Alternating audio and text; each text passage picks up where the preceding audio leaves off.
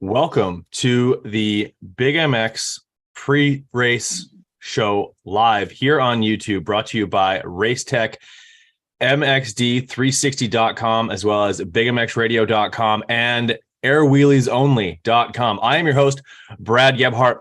With me on the line, a couple of characters that are on the show with me for the fourth time in as many weeks. Denny Stevenson. Denny, how's it going? I'm good, brother. I'm middle America, freezing my ass off, similar to you up there in Canada. So I'm ready to warm things up with a little Houston Supercross this weekend. Yes, sir. We're going to heat things up. It's currently minus 41 here, so I am staying inside for the majority of the day. But also on the line with us from Racetech, we are all three of us wearing Racetech attire, although I don't yet have a super cool hat to match my friends. Chris Riesenberg, the voice of reason. Chris, how's it going? I'm just excited. We get more racing, and we get to kick off the 250 East this weekend. It's going to be so much fun. And we're back on the East. This is friendly confines for one Denny Stevens, who actually won this title back in 1990. Like, Denny, one quick note on just the 250 East Championship. Every time the 250 East Championship must start, it must sort of like kind of warm your heart a little bit. Something that obviously near and dear to your heart. Yeah, it was clearly 90 was a good time. It was a long time ago, a lifetime ago, but I do appreciate the East guys, even though back when I raced it with a little bit more East region and West region as far as where you lived. But of course, it's near and dear to my heart, and I'm looking forward to these new guys popping things off. Obviously, a lot of injuries, but 250 East taking place in Houston should be badass.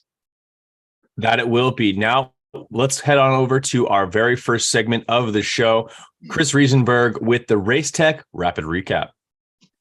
That's right. Racetech Gold Valve sprouted plush feel with drastically improved bottoming resistance and increased traction. And let me tell you, last weekend at Anaheim, Prince Sexton was hooked up and claimed the crown, declares war on Tomac and Webb, rejoining the title fight. Brad, what did you think about it? Well, honestly, I was blown away by how Chase Sexton was able to flip the script.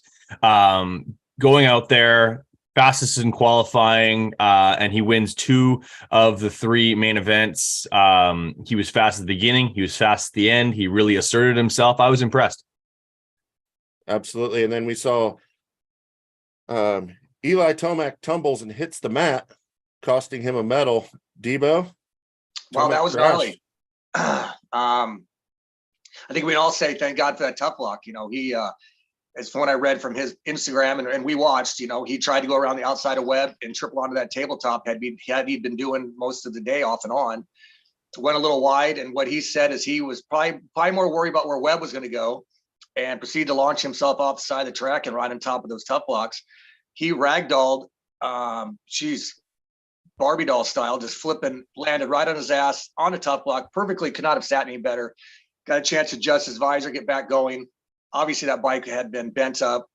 Just to salvage what he did was impressive. I just hope, some people think that maybe that might have scared Eli a little bit. Maybe he won't be challenging himself and pushing the limits. I certainly hope not. I don't think that's the case. But he walked away from that one very, very fortunate. Yeah, absolutely. Crazy crash. Absolutely. And I'm sure we'll dig more into that as we start looking forward to Houston.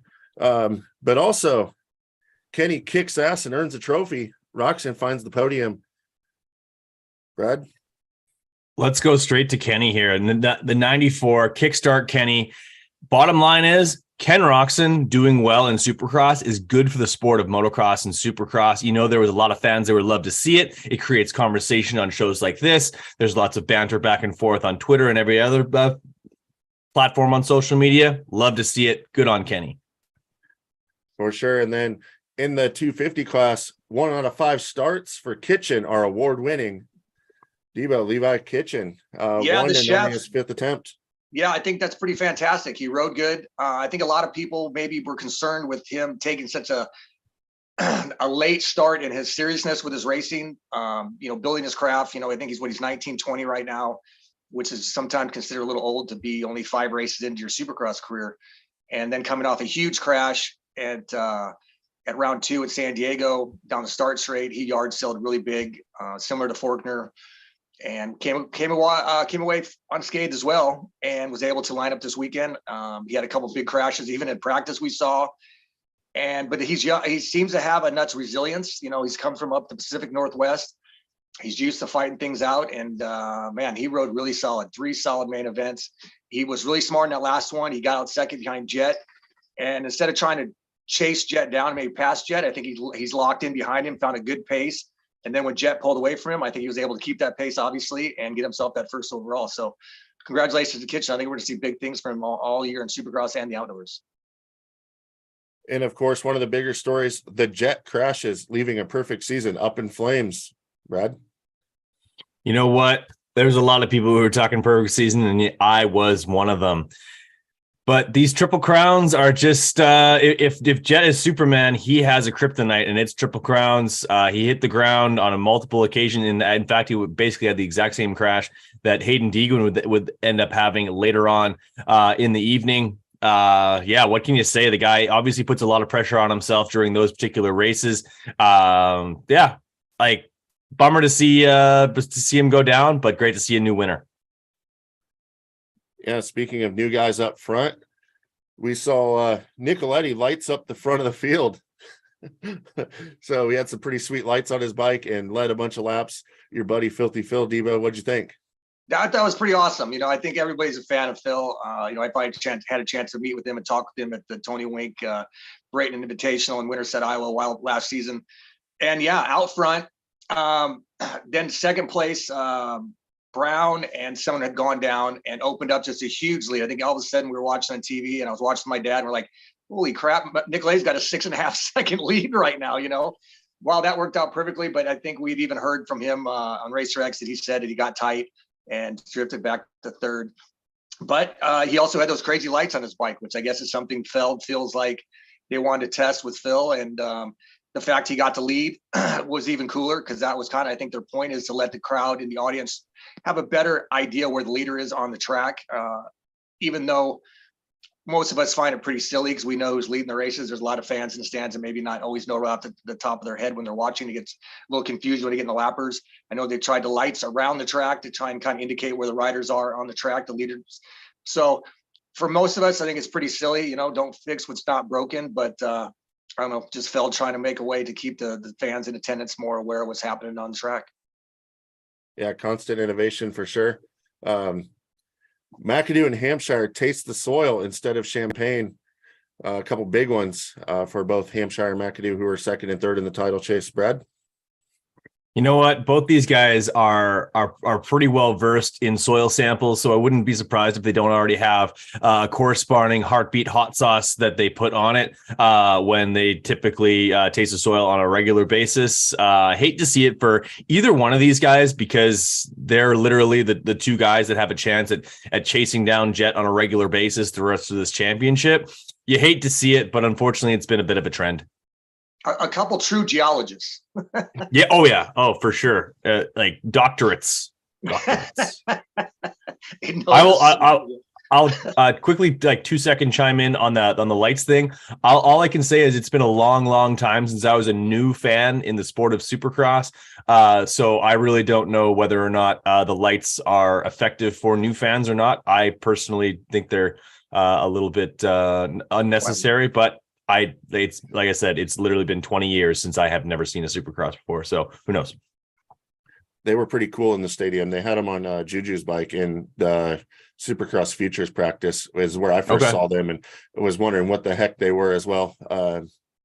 But I'm all about them trying to innovate, and honestly, they look cool.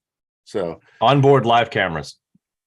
I mean, McGrath put lights on his helmet one year, and we all loved it. So and tassels. Anytime you can have lights somewhere, I think we'll jump on board. Right. If there's one thing I know about moto fans, they like to get lit. Yeah. And the final Race Tech rapid recap cheesy headline is Bennett, Husky, and Boomer are super. Is Deegan still the future? Debo, sound off. Well, I think it was great. I think we all thought Hayden would do a little bit better. We'll get into that a little bit more later, but those guys rode some gnarly track conditions. They came in and did their final practice after everyone else had kind of rode. They got the track when it was beat down. They didn't race their futures main until after the two motos, I guess, in both classes. Track had to be beat down a little bit more as well. Boomer, I've never even heard of him before. So I obviously looked him up from Lake Havasu City, Arizona. Man, he was crushing it all day in practice and everything. Good for him. And then a slight mistake when he cased the big double and his bars dropped to his tank. Heartbreaking for him and the family. But again, the futures is what it is. It's there for you to learn. And I think having a full gate of guys, 20 riders this time, even some of the B riders, is outstanding, and some great rides, and more power to him. So I think it worked out well for Deegan. Instead of him having to show up at round one in Houston this weekend with those type of nerves and pressure, hopefully he got that out of the way, and as well as Hawkins and a lot of these guys. So it was pretty awesome. Good night of racing for everybody. All right. Well, that's your first segment. Next up, presented by BigMXRadio.com, we've got the 250 East kicks off in Houston. Really excited about this. Energy Stadium is an absolute gorgeous venue for this. Unfortunately, so far, the 250 East class, we haven't even raced one moto yet, but it's an absolute fucking triage unit. We have my personal title pick, who was Seth Hammaker. There was some discussion that I might have been high on glue when making that pick, but regardless, I picked him, and he decided to put his wrist on backwards before the season. He'll be out. Probably will not see him until outdoors at the very earliest. Jalek Swoll, I'm hearing it's a hand injury. We could see him missing multiple rounds. That's honestly not something that, like, this is the last thing the kid needed, honestly. Like, Jalek Swoll needed some good momentum, and he's not going to get it.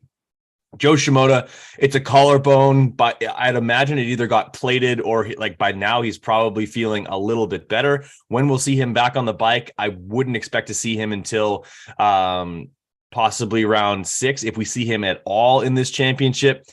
Nick Romano was set to make his pro debut in Supercross. That's not going to happen. And Garrett Marchbanks, the middle linebacker of 250 Supercross, is out.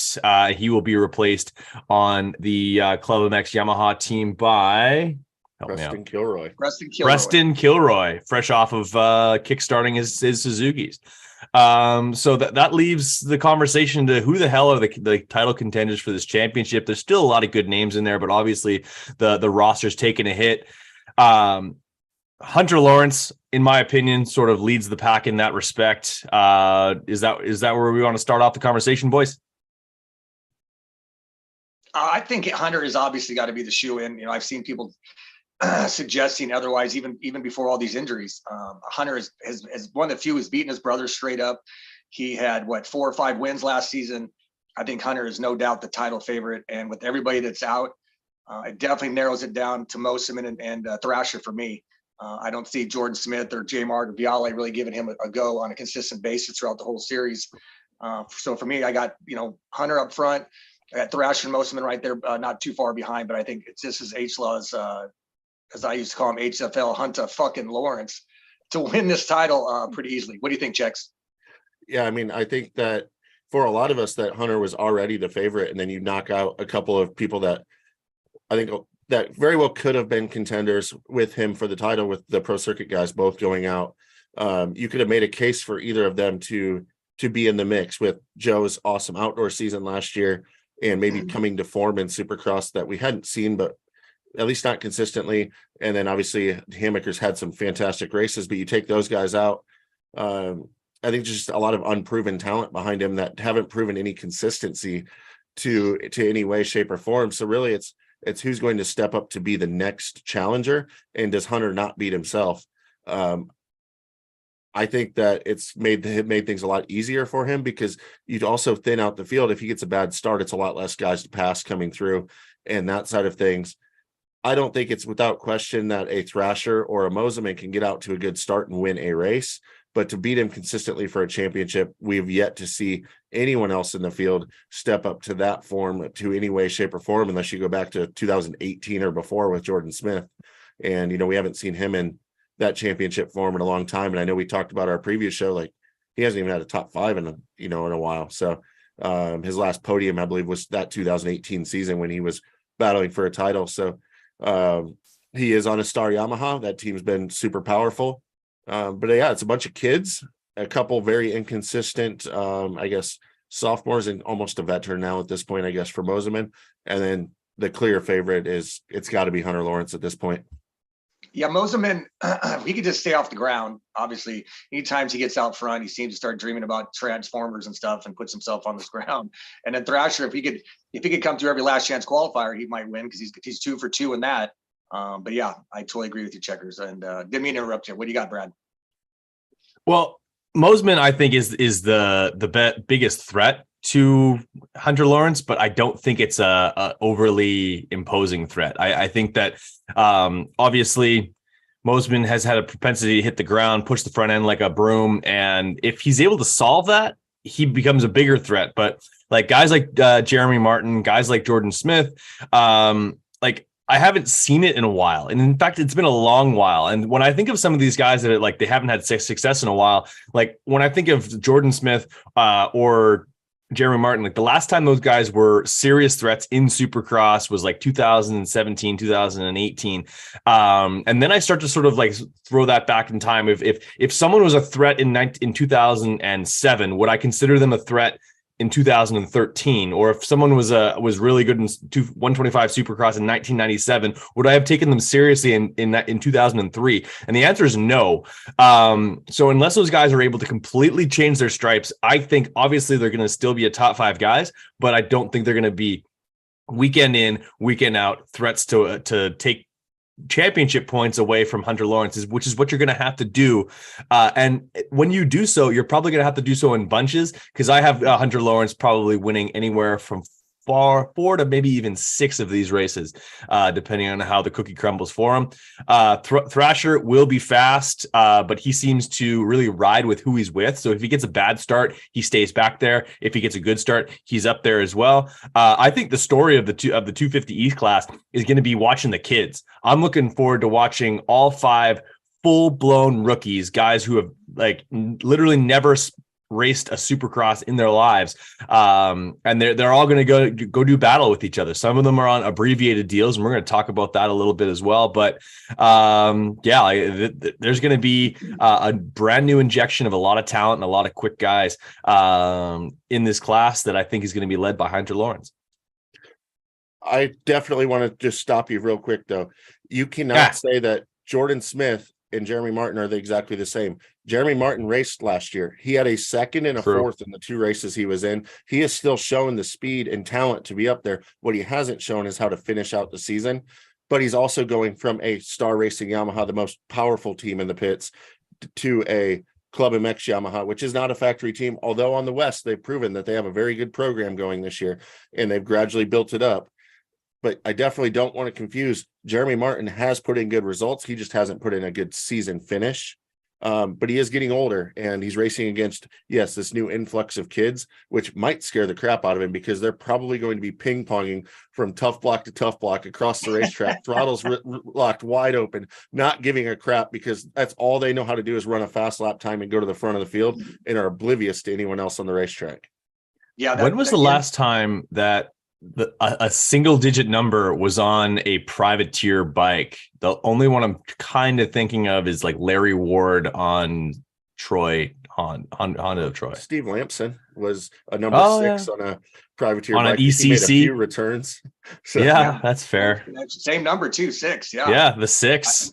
And J-Mart, back to what he was saying again about being the old man in the class, older, and then the young kids. I had talked about that before in another show, and we had talked about it at the time when Jeremy Martin went into the first turn of that first heat race, I believe 2 years ago, and the rhythm section was a double triple, and he went double and got landed on from behind. And I think that becomes part of what you're thinking when you're in a group of kids who are not even considering not going double triple, as Checker just said, who are ping pong and off each other, don't give a shit, wide open, youthful exuberance, as we say. And J-Mart hit a little bit of a panic button, didn't panic, but just hesitated. And when you got 17, 18-year-old kids behind you who do not hesitate, you become a little bit more of a hazard when you're in that lead pack. So I'm looking forward to seeing if J-Mart has changed that mental attitude of his, goes into it 3-4 wide into the first rhythm section with these 18-year-olds all around him and does not hesitate. For me, that'll make me decide on how his season will go, pretty much. If he hesitates and is becoming more of a hazard, is getting pushed around in the corners. That first half a lap when everybody is doing that ping pong, I think we'll know whether or not J Mart is going to be for real this Supercross season or not, or if he's just going to save himself and be healthy for the outdoors, because that is where I personally think he needs to be, as well as Viale. Get through this Supercross season healthy and be ready for the outdoor nationals, because that is where they're getting paid for to be here, I believe. Fair enough. Let's flip things over to the Premier class. Let's talk about this 450 title. And Chase is hot again. Honestly, he's got the eye of the tiger. That is like, you just saw a drive return back to Chase Sexton just in the last week, that obviously like he needed that boost of confidence, get that win, and he's a huge threat now. Let's talk about him a little bit, as well as him and Webb are just four points back. What do you think, Chex? Well, I'm super excited because Sexton was my title pick going in, and honestly, at the first two races, he didn't look like he was any different than he was last year. Just inconsistent. Like, he had some speed, but he just wasn't comfortable enough to put it together every single lap. And when you're battling against Eli Tomac and the Cooper Webb that's won titles before, that are super, super solid, you can't afford those mistakes. Luckily, Eli gave him a huge break to let him get back in this thing. He has momentum coming off of a win. I think that might be just what Chase Sexton needs to fight for this thing all the way down to the end. He has to eliminate the mistakes, though. He cannot afford any more mistakes, because Webb and Tomac, at least one of them isn't going to make the mistakes, and you're not going to beat them. And I was trying to think back, when's the last time we really had three guys in the title fight and not just two? We get down to these 2-horse races. I think that's probably where we'll end up eventually. So which guy's the one to drop out? Is it Eli being a little bit scared being in his last season after going off a big crash? He doesn't crash hard like that. That if you look at his stats of the consecutive races that he's been in and stuff all the way through last year when he had his injury and sat out the end, like he hadn't missed a race in ages. Since Houston. Yeah. 2018. Yep, exactly. I mean, that was a long time because he doesn't have the big crashes. Webb looks solid. He doesn't quite have the speed. Did want to point out, we haven't had a huge set of whoops yet, but in San Diego, he was the last guy in practice blitzing down the whoops. Malcolm ran his fast lap in practice, jumping the whoops. Webb was still blitzing them, looked pretty good. That's obviously been his Achilles heel. Same thing this weekend. Everybody else pretty much resorted to that jump line. Webb was still blitzing across the top of them. I think he's much improved in the whoops, but we haven't seen a huge gnarly set. But if he took that part out of his game, or that weakness out of his game, it's just going to make him even stronger. So as long as he has starts and he's consistently able to be there at the end, that's where he's a gamer. I think it's a much improved Cooper Webb that is very much in this title fight. Well, what do you think, Debo? Well, real quick, let's look at last year's points after 3 rounds. Eli Tomac only had 59 points. He had a 6th, a 4th, and a 2nd. Sexton was in second, only a point down, with a 5th, a 9th, and a 1st. And then it basically went down. There was 5 points separating the top 6 riders: Tomac, Sexton, Webb, Barsha, Anderson, and Plessinger. And Ken was just 2 points back from those guys with Malcolm Stewart. So no one had really set this tone yet last season. But yet it turned into an incredible 2 or 3 rider hit chase with Eli and Anderson, which was pretty badass. We fast forward to this year. And obviously, like you said, Checkers, we're looking at pretty much 3 guys that's looking really strong, already at the top of the points. Only 4 points separate Tomac, Sexton, and Webb, with Anderson now 14 points back. Did not start the season well. Showed some greatness in that one Triple Crown round last week. But we're also seeing him still edging with his mentalness. He yelled at Justin Starling after he won the main event, saying, "We don't give a fuck who you are. There are people here to see us. We don't give a shit if you're racing." Something is going on in Nando's head that he feels that he has to lash out. Like, he felt like he had to knock down Barsha, which was fine, but then he yelled at Barsha. Then he tweeted about Barsha. And then he lets a lapper get into his head, and he yells at him on the track. Something's going on with Jason El Hombre that I'm not quite sure of. I don't think anyone quite is understandable where he's at compared to where he finished last year in Supercross. I don't know if we're going to see the same rider we saw last year. He did look good, got that main event win, or that Triple Crown race moto, whatever the hell they want to call it, win. But I still think we have a lot to be determined on what Jason can do if he can make up these 14 points. It's a long ways, a lot of racing left, but that's a lot of points to make up. And you were talking about Sexton, Checks. Sexton started out at A1, pretty much like we thought. Big lead, got out front, worked his way up there, got tight, and faded back to 3rd. For him, I thought that was pretty good. Again, didn't end up on the ground, didn't crash, didn't piss away a podium. last week, or round 2, he got taken down by Barsha when he was about 8th or 9th, had to work his way back to the pack. Again, I don't think the track at second round in San Diego was a very difficult track. I don't think it offered a lot of changes and offered a lot of places to make up ground. He got stuck behind Barsha and Roxon. I thought he'd end up passing both of them. He settled in and got a 4th or a 5th that night, which I think is, again, not bad. Salvage points. Comes into A2 to Triple Crown, wins 2 of the mains, as you said, or 2 of the races. I think that Sexton is right where he needs to be, right where he wants to be. He's right there in the points. He hasn't pissed away, hasn't had a big crash, which Eli now has. You know, we've seen Sexton throw it away big time last year. Some of the biggest crashes I think we've ever seen a 450 rider, anyone go down, and he's always jumped right back. To be 3 rounds in and not have that yet to happen to him, and still looking very solid, very consistent, very solid, more confident on the bike, I think Sexton might have everybody right where he wants them. As far as Webb, again, he's loving those inside lines. We haven't seen a big flowing track quite yet. You know, I think the outside flowing that Sexton and Eli and even Anderson's steering with that rear wheel, that Cowie, is still a more faster, consistent pace and dive into the inside than Webb has been doing. But Cooper is such a great racecraft that I'm really looking forward to it. Like you said, Checkers, a 3-rider shootout here. I'm not sure if Anderson can make it 4 riders or not. What do you think, Brad? Well, when it comes to leaving California, there's always a couple of guys in the Supercross season that can't wait to get out of California. And I would imagine that Jason Anderson's probably one of them. The bike hasn't been handling the way he'd probably want to, and the results haven't been there. Heading into Houston, a racetrack that he won at back in 2018, which kicked off of his one and only championship, I think he's probably going back to the friendly confines of NRG Stadium and feeling rather at home, hoping to turn over a new leaf. And if he's able to do that, I think he does become a contender. Obviously, a race winner immediately injects himself in there. Whether he's going to stay there is a big question mark, and we're going to find out. My question to you guys is, who else benefits from leaving California? I would imagine that, like, you'd never imagine you'd say this, but maybe it's a good thing that Christian Craig's getting out of California, even though he's had so much success there in the past. What do you think, Shex? Well, I think one thing to look at with California is it's been a very wet California stretch. So the tracks have been unusually ruddy, and that goes along with Cooper ducking down in the corners and stuff, and definitely not suiting Jason Anderson's style of opening up the track a little bit more, sliding the back end. That's where Jason Anderson is one of the best, if not the best, is finding traction. Remember all those hard pack rounds we were watching Salt Lake and Denver last year, where he was finding traction and no one else could with his loose style on the motorcycle. I just saw the now fastest mechanic in the pits, Ben LeMay, posted a picture up of them building the track in Houston and said best dirt on the circuit. With St. Louis not there, I could probably agree. That means there's less ruts, but there's still a lot of traction.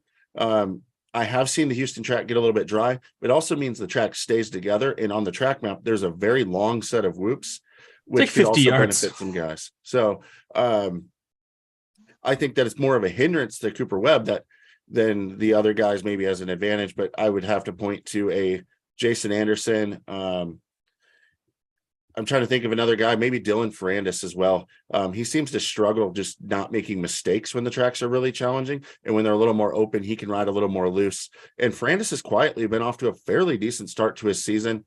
I've seen him quiet towards the front on starts way more than I've ever really seen him. He's not hole shotting by any means. They're not perfect and they're not as consistent as they need to be a title contender, but his starts are definitely better this year. A 4th, a 6th, and a 5th for Ferrandis. That's I think that's better than all 3 of us would have thought he would have opened up the season, and he's doing it quietly, staying off the ground. Another good thing, because I think obviously he's got a lot to learn on this 450 and Supercross, but a good start. A good call on that, Checks. I like Ferrandis doing it quietly, because I think he's best when he's kind of behind the scenes in Supercross. And even though he hasn't got the greatest starts, he's gotten better starts. And he has all of a sudden kind of rode into the picture there at the end, even though Roxon passed him on the last lap of that third Triple Crown round, last round. Good to see Ferrandis up there and be a little more solid and consistent, because he going into next year, he could be the lead star 450 guy with Tomac leaving. So we'll see. Speaking of star racing 450 guys, on an abbreviated program, a guy who we will not see as many times as we'd like to, apparently for budget reasons.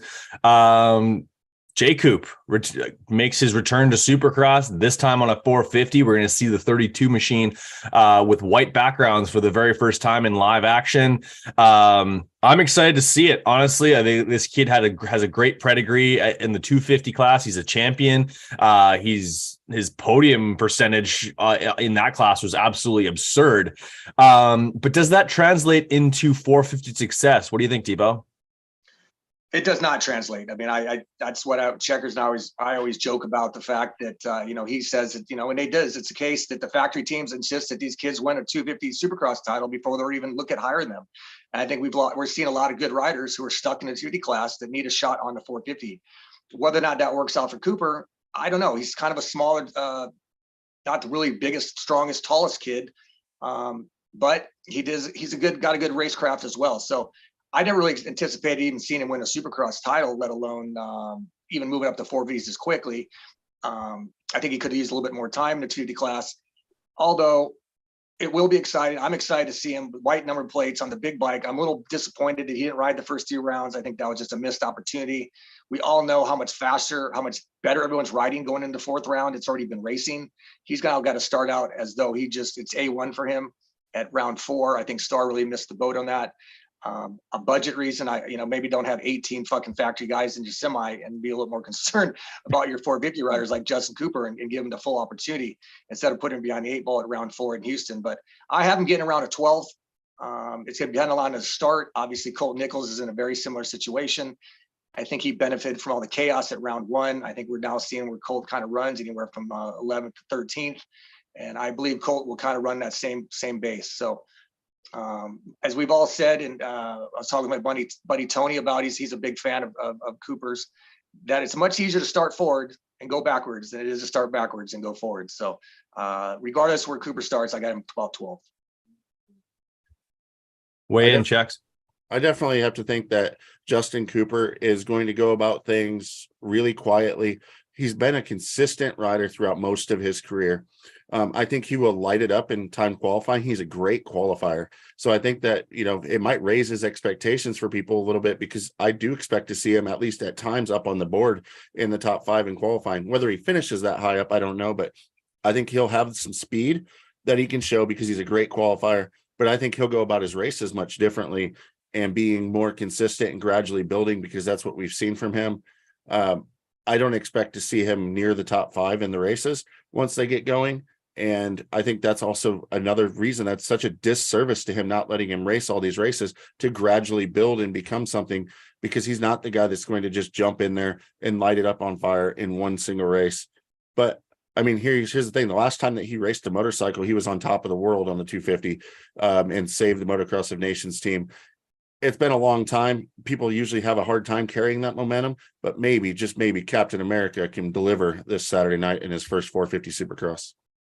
Well, we are going to find out. That's the beauty of these weekend races. They wipe the slate clean. Everyone goes out for qualifying, and we get to find out who's the fastest on the day. Now let's move on to the Dash for Cash, which is brought to you by MXD360.com, a salary-based fantasy Supercross league that if you're not already playing, you must at this point have ridiculous amounts of fear of missing out, massive FOMO, because this is such a fun game. I just set my lineup. I'm completely out of cash. I don't know what I'm doing in this game, but I'm having fun every single weekend. And my goal is to become better at this game than Denny Stevenson, which would just be one more thing that I'm better at Denny than. But either way, let's move straight on to these rapid fire questions. I volley this one over to Checkers. First off, who are you most impressed with from the futures this last weekend at Anaheim 2? Well, first of all, I want to start off by saying, how awesome was it that they moved the Supercross Futures main event into the night show? That was great. Changed it, The made kids. it so much better. There was a lot of buzz in the pits. There's obviously a lot of buzz about Hayden Deegan. The factory Husqvarna guys put in great performances. Daxton Bennick, another star Yamaha, captures the win. But we all expect those guys to go up front. But not just once, but twice in both practice sessions on Saturday. The fastest guy was Julian Beaumer. Absolutely put his name on the map. and became a real contender. A lot of people I know that I talked to had never heard of the kid. I follow amateur stuff pretty closely as my job. So I've been known of Juju since he was riding TMs in the 85 class back in the day. Wow. He was awesome. He was fast. It was actually in our text with Denny in our group after the first practice. I looked at the times and saw him on the top, and I was like, dang, I know the kid's good. And I know like he's pretty good, but I didn't know if the time was legit. So then I really watched him the second practice, and he laid it down once again. And if you look at the lap times from the race, I believe he had the third fastest lap time in the race still, although he had to pull into the mechanics area and fix his handlebars. The real winner of that whole race was absolutely Juju by putting his name on the map. And I'm telling you, I've been just pounding the drum. If I'm Mitch Payton, I'm putting him on a Pro Circuit Kawasaki right now, giving him the opportunity. He needs some young talent to come on up. Why don't you take this kid who's never had the full factory ride, who's been working and working and working, and he just laid it down on all the factory amateur kids and showed that he can go faster than him and ride Supercross really well. Why not give him an opportunity and try to groom him into a champion? You have a bike sitting there. I'm calling Juju. He just earned his license. That's who I would pick. It's a great point. Great point. All right. Absolutely. Let's move straight on to the next Dash for Crash question, volleyed over to Debo. Kenny has went 5-4-3 so far. Does he get a second in Houston? That's a great question. And I'll say what I've been telling everybody, call me when he gets a win and when he podiums in a 20-minute plus one lap main event. As of right now, I got Kenny going a fifth, a fourth, and a third with an asterisk because it was a triple crown. But seriously, the HEP team, Larry Brooks, his mechanic, Travis Souls, congratulations. Awesome for you guys. Kenny is riding some of the best I've seen him. He's riding so smart, very patient, and he's sure to pat himself on the back, which he deserves on the podium. He's turned into one of the greatest stories already with all his injuries, the way he's returned. And now he goes to the old and decrepit Suzuki that I joke about with it being a 2018 model. And they're doing fantastic. They're doing very well. He's been very patient. I did hear that maybe Sewell should probably let Kenny know that he had the podium overall in that last Triple Crown, so he didn't risk passing Ferrandis as he did. But still, I still don't have him in the top three in a full main event. He faded a little bit in both the Triple Crown or two of the three motos races, was almost gotten past at the end of both, a couple of those. I do not have Ken in second for this final or this Houston round. He could be climbing the ladder. I don't think he's going to win a main event still. I'm still sticking to my guns with Ken. And like I said, when he can podium a 20-minute plus one lap main event, you guys give me a call and let me know and remind me. Otherwise, I still have him about fourth and fifth, which is outstanding. Certainly not a slam to him. It's never a slam to the team and all their hard work they're putting into it. And little by little, he is progressively moving forward. Fair enough, Debo. If I called you, I know you have caller ID, so you probably wouldn't pick up anyway. Moving on to our next question on Dash for Cash towards Checkers. Your title pick was Chase Sexton, and on his best night, he got a bit of a mulligan in the fact that he was able to get back in the title fight, only down by 4 points. My question to you is, can he still win this title? Absolutely. And honestly, Denny proved my point even more. I was a little bit concerned by not seeing his lightning fast speed the first couple rounds, but maybe that's actually the good thing because he's honestly avoided the mistakes unless you count getting knocked down. But I mean, that's just going to happen when you're racing the 51 out there. So he has actually avoided the huge mistakes thus far, shows that he still had the speed last weekend, says he has his bike better. He's now back in the chase. Absolutely. Chase Sexton can win this championship. All right, so switching things back over to Debo. Scary crash for Tomac. Like this being his last season, do you think he's going to bounce back? Yeah, as we talked about earlier already, I seriously do. But like again, as well as you guys said, he hasn't had a big crash like that in a very long time. Hasn't missed a main, except last year, the very last round because of his knee, because he didn't feel like he had to race. And since 2018, that was a big crash. He is in his 30s. He does have 2 kids. He is married. Does that weigh in his brain? I'm saying no. Right now, Tomac is still riding flawlessly. Look like he's having fun. I think it's going to, you can't be that good or even as shitty as I was and have a long-term memory. You got to remember or forget those things like a quarterback, like a defensive back. When something goes wrong, you got to bounce back quickly. And I think Eli is capable of that. He's had too much success too much fun these last 12, 16 months.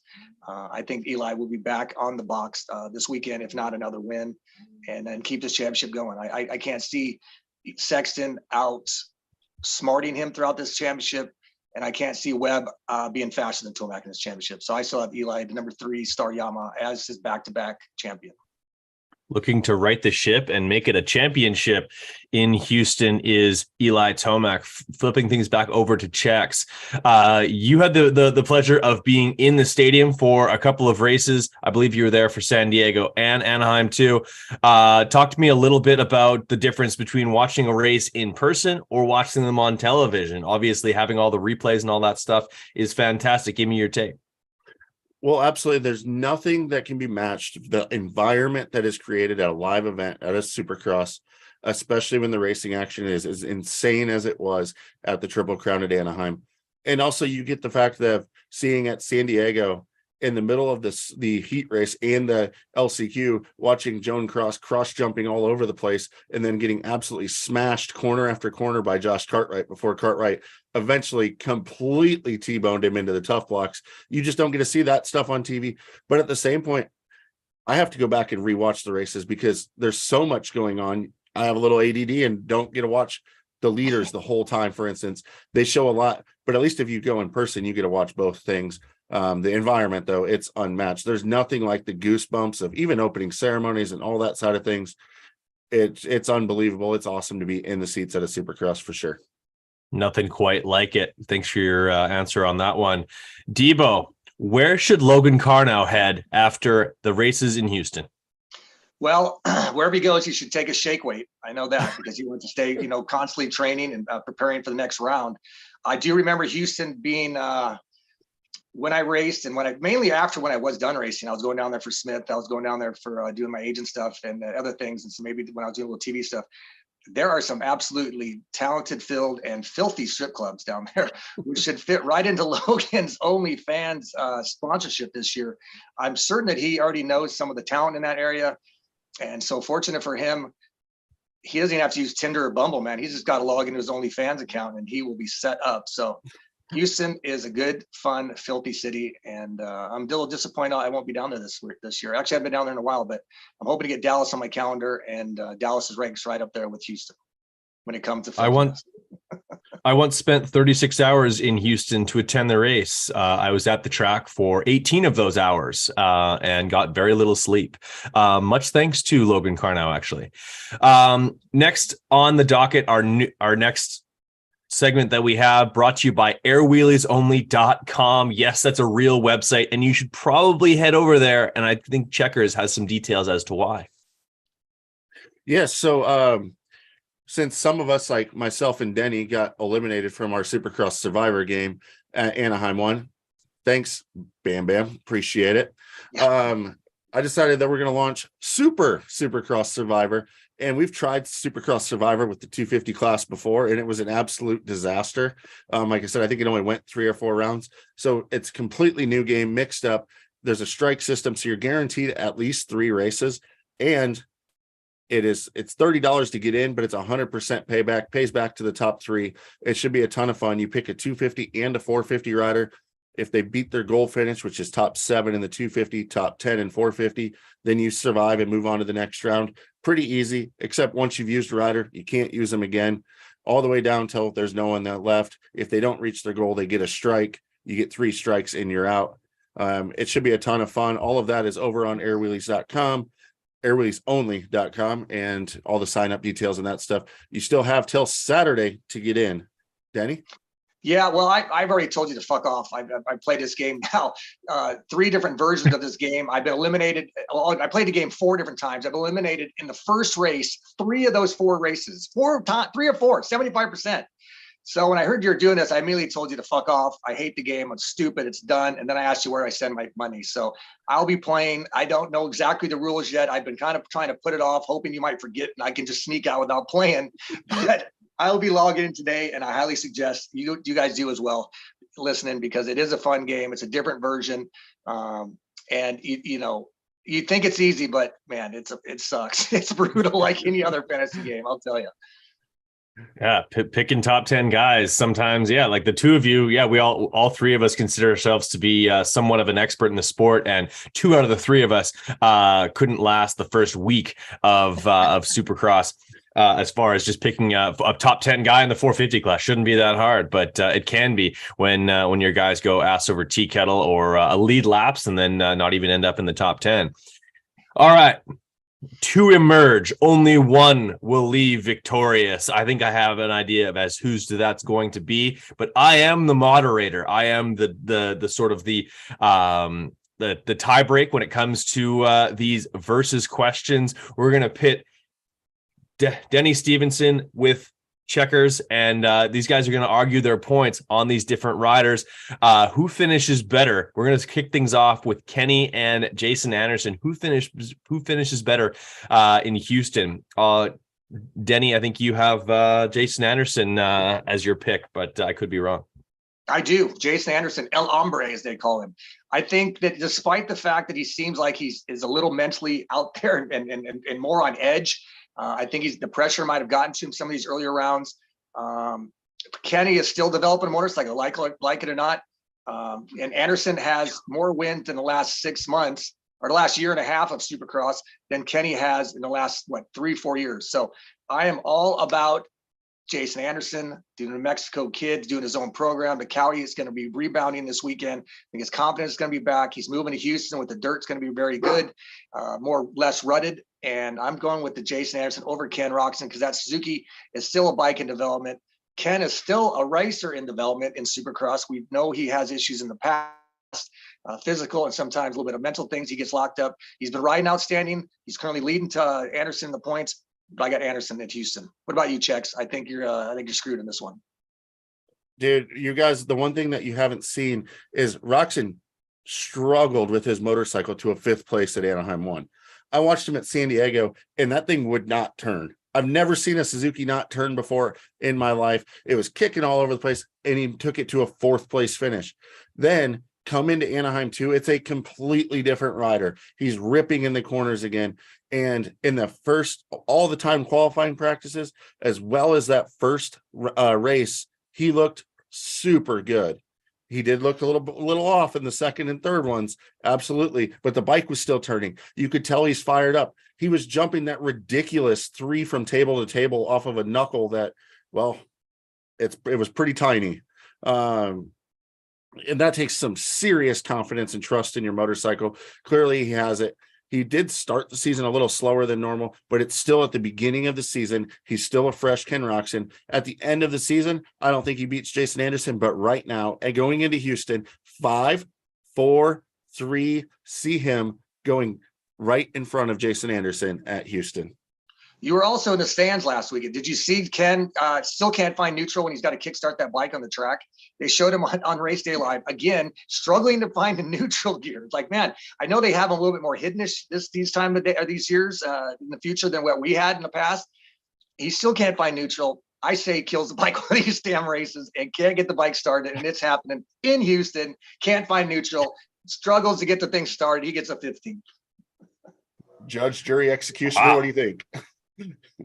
I don't know. I honestly, I like early season Kenny over early season Jason, even though both of them have won the opening round before. I think Checkers, you're exactly right. The fact that the bike isn't exactly where it needs to be, but it's improving, and he's been able to put it where it's at.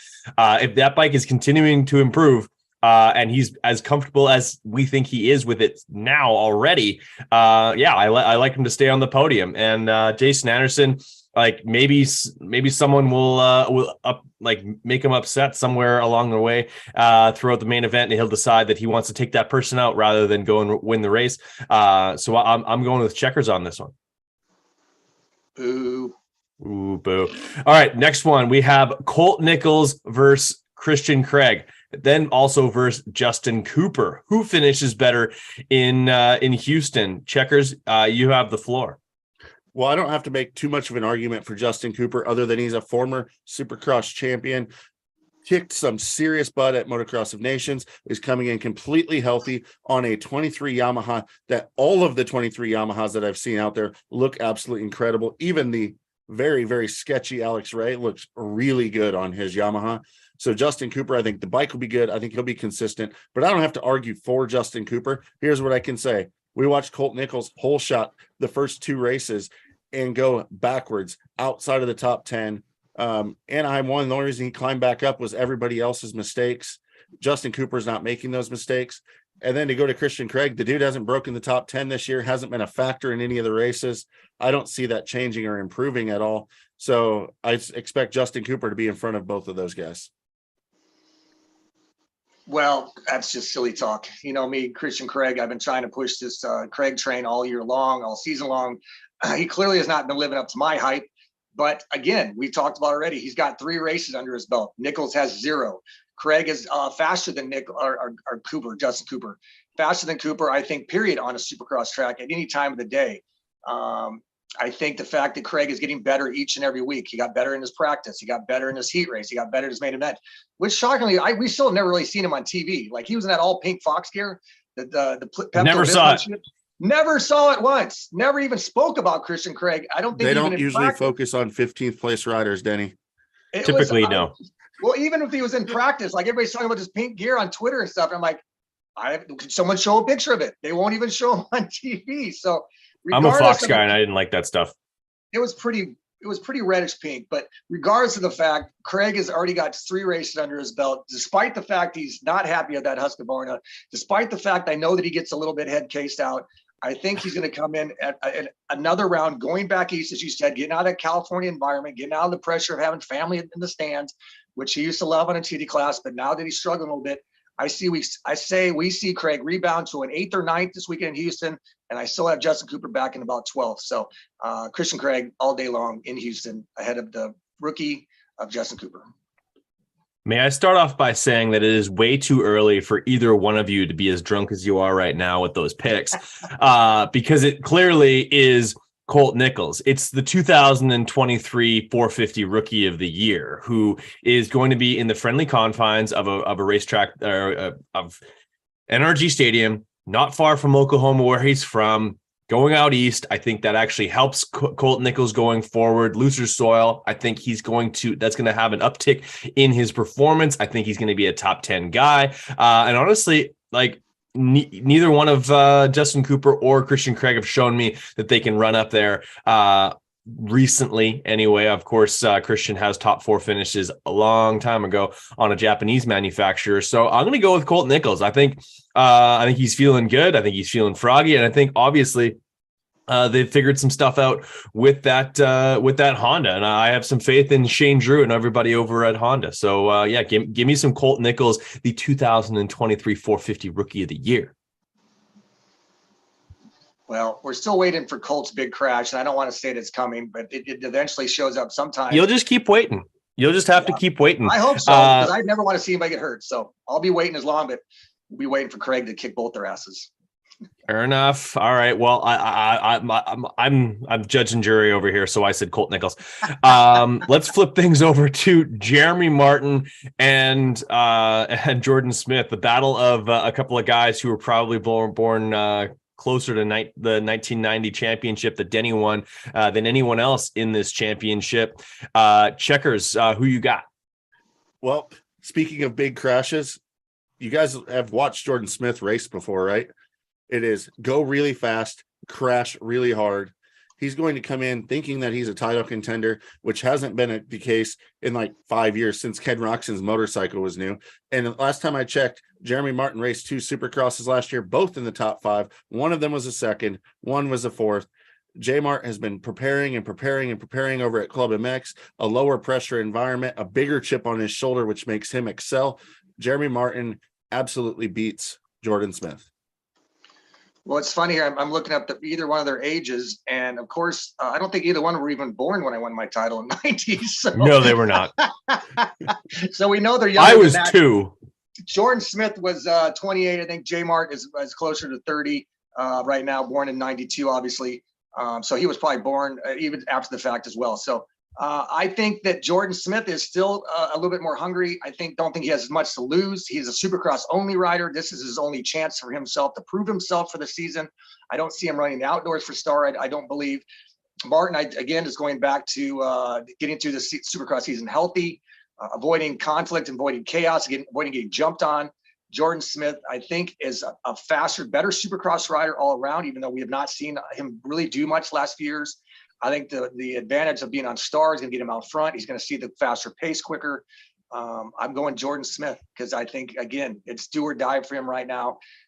J-Mart has the summer to look forward to. Jordan Smith needs to get paid now, and that includes getting on the podium, top fives. So I have Jordan Smith about 4th to 5th in this at Houston. I have J-Mart about 7th and 8th. Not far behind, but Jordan Smith gets the best of the old man J-Mart. See, I like Jordan Smith. He's a friend. He's been on the podcast multiple times. I need to see it from him. I've at least seen top 5 speed and finishes from Jeremy Martin in the last few years. Have not seen that from Jordan Smith. So until I see it, I got to go with Jeremy Martin on that one. Let's flip things over to the battle of the initials. AC versus AP. Who finishes better in Houston? Let's go straight to Debo. Well, the one thing with those two you can be sure about, one's going to start up here and the other one's going to start back here. And about halfway through, they'll meet each other. And obviously, you guys got me with AC this time, so I got to argue the fact that AC is not going to meet AP in the middle about 8th or 9th. They're going to wait till about lap 20, 22, and AC is going to hold off at Aaron Plessinger. I think Adam's doing great. I'm a little disappointed. Most people could say we're a little disappointed in the fact it's just bummed to see him getting such great starts and fading back. I still say that AP should have never left the blue team to go to the orange team. I think he looks still uncomfortable on that bike. He's way too big for that motorcycle. Speaking of big, AC looks a little bit more comfortable on the Kawasaki, even though he is fading back. Each week he's getting better and better. The simple fact that AC starts a good 10 to 12 riders ahead of Plessinger, I think it's going to be a huge advantage in Houston. I think the track's going to be a little bit easier without it breaking down, as we've seen in the California softer rounds, and which benefits Plessinger, obviously. When the ruts get deeper, the track becomes a little bit more technical. I think AC's technique, off-road talents come into play. I don't think we'll see that in Houston. I think we'll be able to see Adam be able to breathe a little bit, let go of the handlebars a little bit, feel more comfortable with the track rutting up. And I have AC beating Plessinger very closely, though. I have AC around 8th, and I have Plessinger around 9th. It's going to be tight. What do you think, Chex? Well, I guess you probably didn't see this, but Aaron Plessinger is fighting for a ride right now. He's fighting for a career. And you know who isn't fighting? Adam Cianciarulo. Yes, he's getting good starts, but he didn't fight for a single position at Anaheim too. He literally was pulling over, letting guys by. He let Cooper Webb ride around the outside of him in a corner. He couldn't have gotten more out of the way for guys.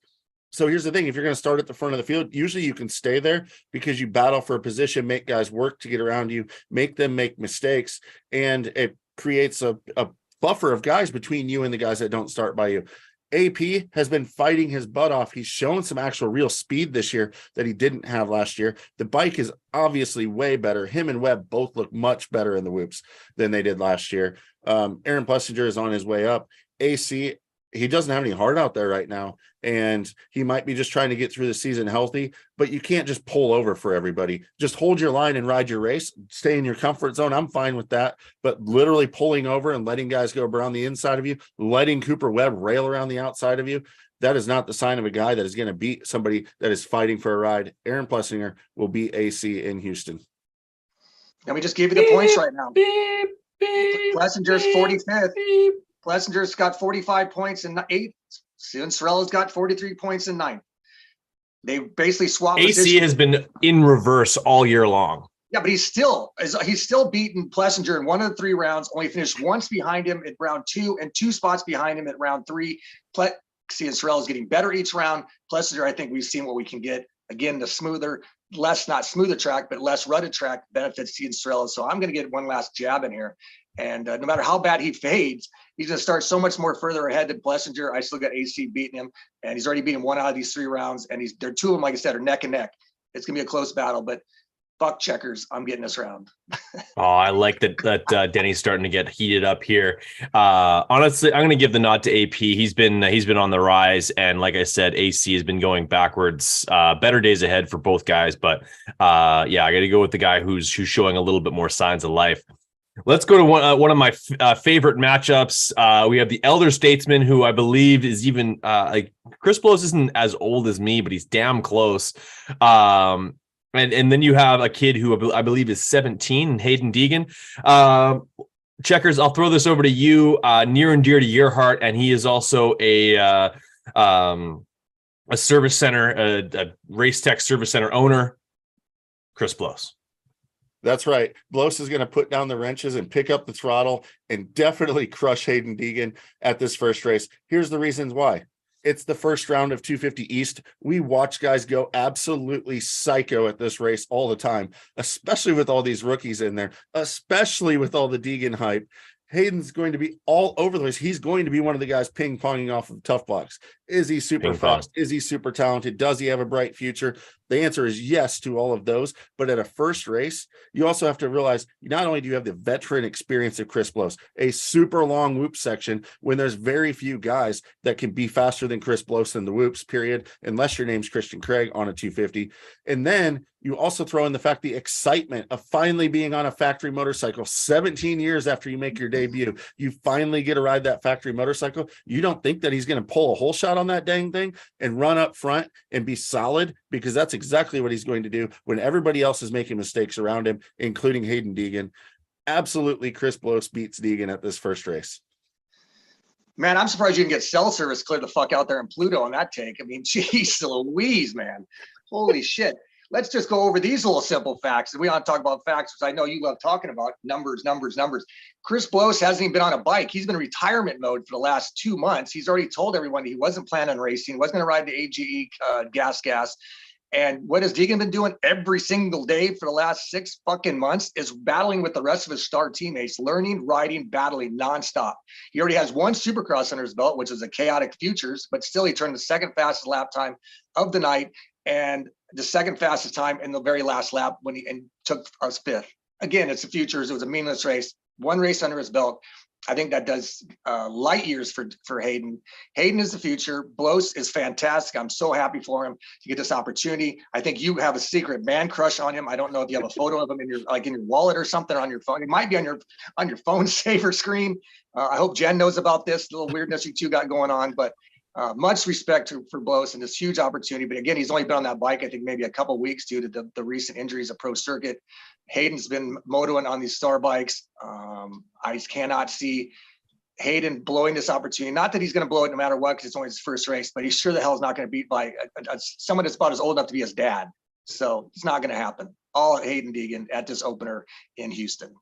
Well, let me just tell you, though, that it hasn't just been 1 week on the bike, because before Mumford got the call, there was a very good opportunity that Blows was going to get that phone call for that fill-in. So the training started then and the riding started then. Also, the last time that he rode in a race situation was on a Kawasaki KX250. And if you don't recall, he was dominating the Paris Supercross. He did have a fall on the last night, but he was winning. And here's the thing. Yeah, Hayden might have been riding. I guarantee Chris has more laps around a Supercross trap times 100. When you've done it that many times, you can do it in your sleep. It comes back very fast, and it hasn't been that long. He absolutely will be just fine. And let's be real, the last 5 minutes of the moto aren't going to matter, because Hayden's probably going to be picking his bike up out of the tough blocks at some point, and Chris will not.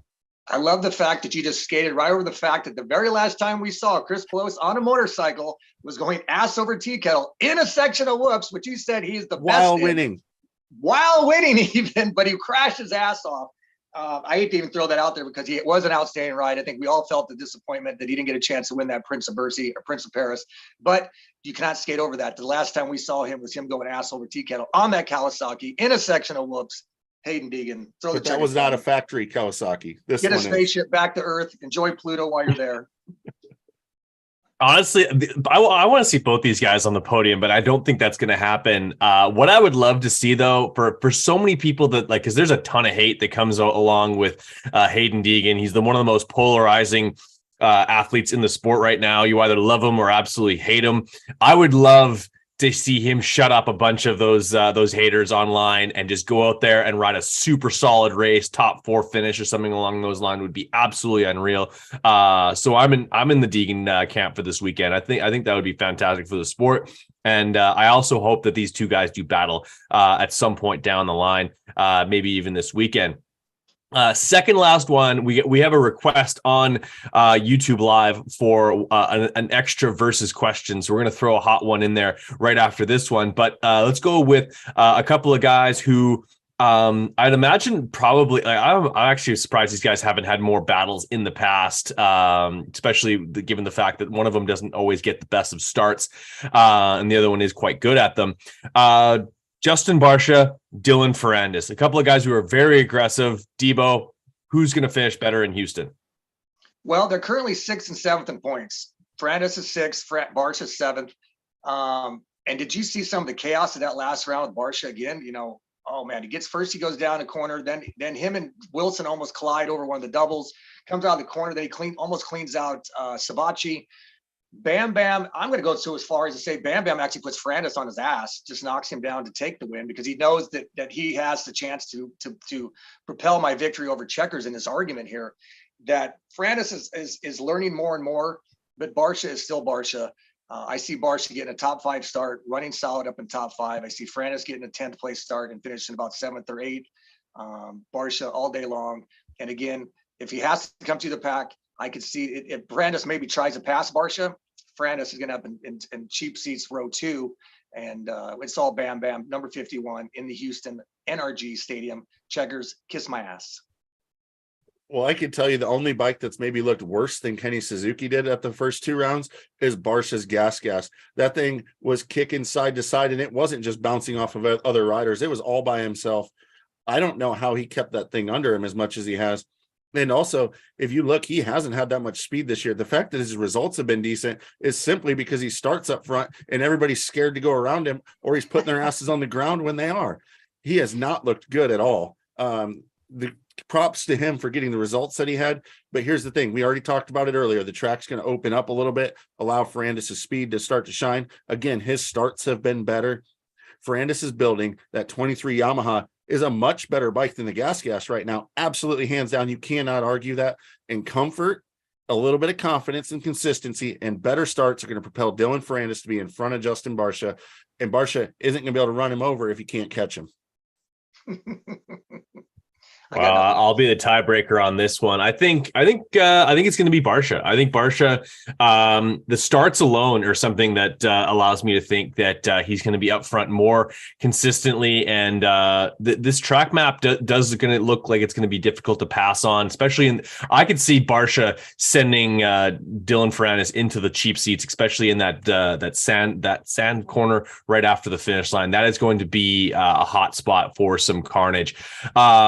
Last versus question. I don't know how serious of a question this really is, but these guys both have a lot of talent and have a propensity to create some fireworks if need be.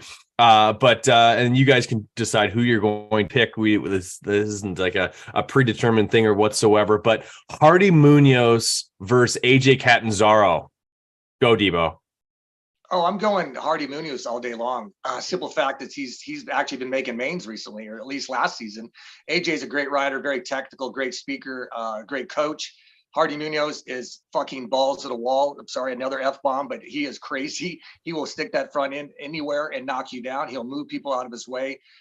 Whether or not at pure speed, Hardy's faster than AJ, I believe. On pure racecraft, I think AJ's a little bit much better.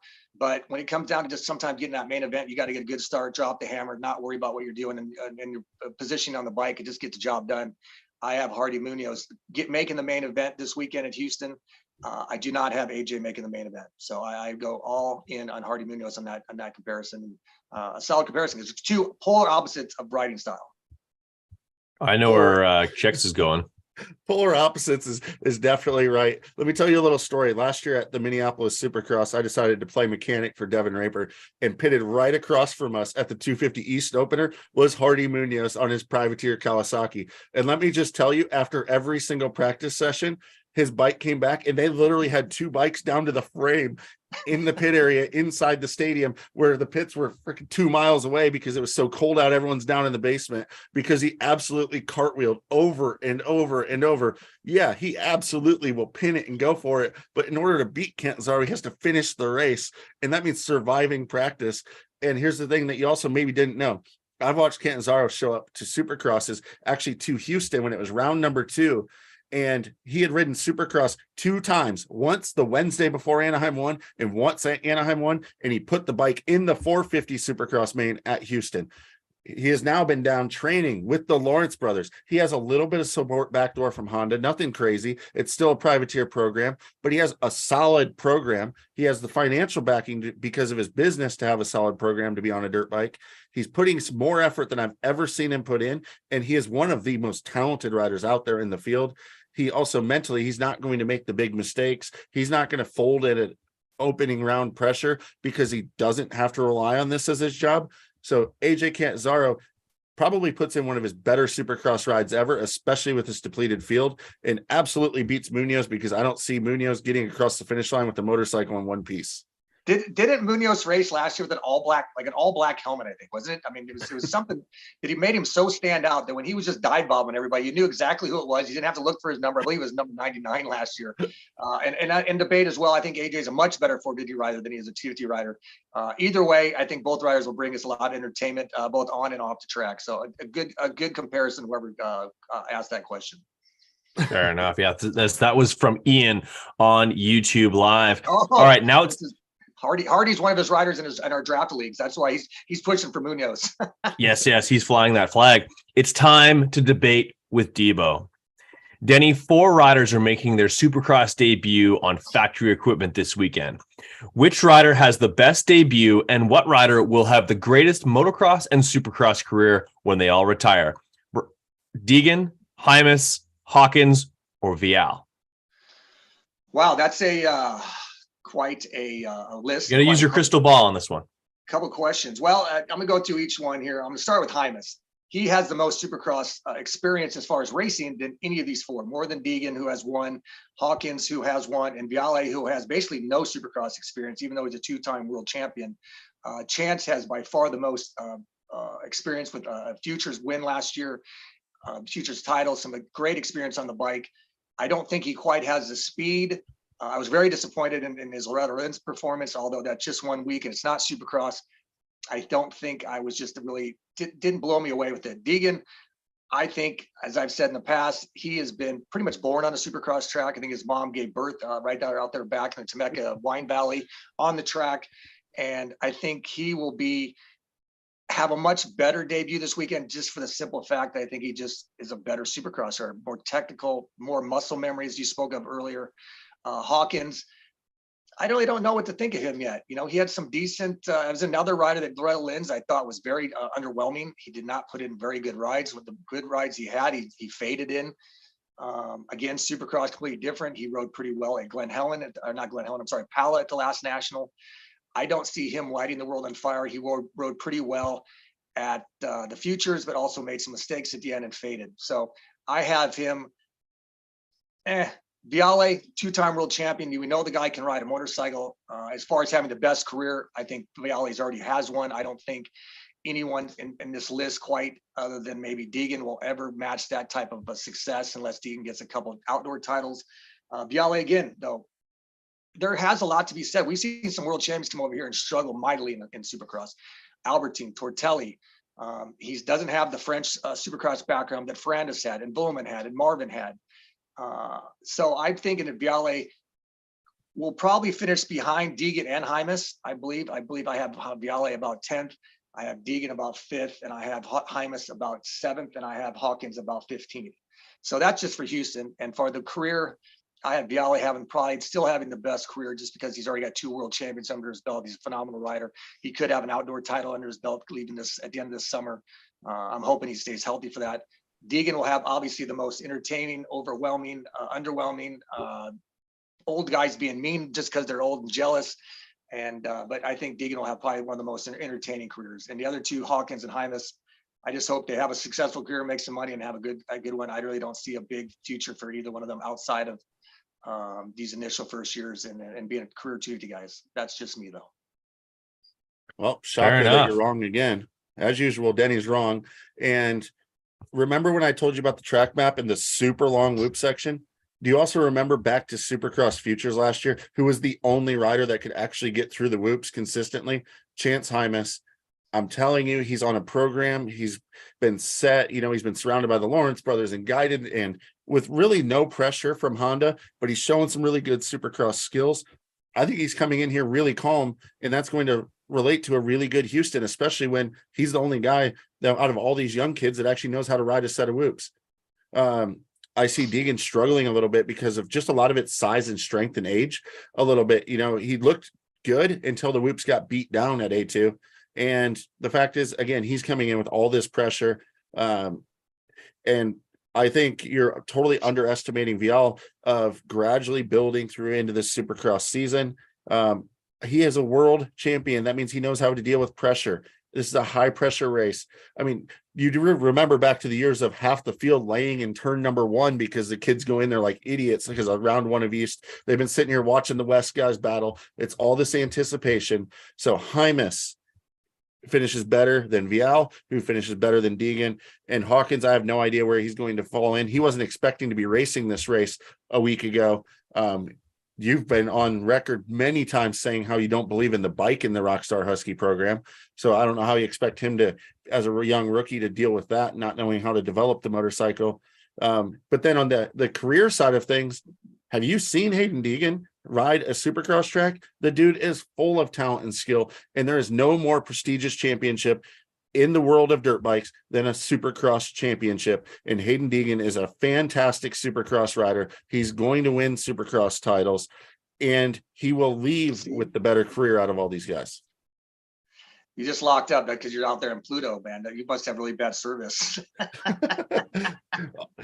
Well, like I said, Hayden Deegan is a fantastic Supercross rider. He is, totally. 100%. And that's the most prestigious title. That's what matters. Not a 250 title. 2 titles are worthless, but yeah, when it comes to Supercross. But he's good. But we agree, Hawkins is gonna do probably the least of these 4. Hymas, as far as I don't know, we'll see. I think in terms of Hymas or in terms of Hawkins, I think ignorance is bliss. I think this kid is just gonna he's just gonna go out there and ride. I don't think he's gonna fight the bike whatsoever. It won't be until maybe year 2, year 3 when he starts to really sort of try and push the envelope with the bike, and then maybe that's some issues there. But I think he's just gonna be soaking it up this weekend. Well, yeah, we'll see. That's a great thing about this East, just trying to figure out our MotoX dream teams, MXT360.com. I came and began to wonder where, before seeing lap times or anything, and then we're going to see lap times, we're going to be more thrown off. So, nothing better than the first round of any series, of any event, because all these guys, all these kids think that they're going to run top 5. No one's gotten beat into submission. No one's gotten used to where they're supposed to be. They're all full of piss and vinegar and ready to drop the gate. And as Checker said about Viale and all the kids going down and Viale getting unscathed from that, I see his lack of experience in Supercross to get him collected into one of those events very easily, put himself in a situation he's not used to. And that's where I see that. So, yeah, good comparison, though. Good foursome. Absolutely. So let's dream on and head on over to a little bit of fantasy talk. And I know that Checkers is grinning ear to ear now because he's way out ahead of both me and Denny, and especially when it comes to MXD 360. But I think I'm still leading the points on our draft league. But we'll talk about it in a second here when I have to completely replace my 250 East team. But yeah, let's talk about this a little bit, Debo. We'll need an update on the standings of this of our draft league and teams here. Well, we got Checkers just doing quite well. It's the only fantasy game I think he's doing worth a shit in, and he is literally kicking my ass. I've done atrocious in these first 2 rounds. I've never done this bad in my own game ever, and I'm just getting my ass kicked. I don't even know where I picked my team last week.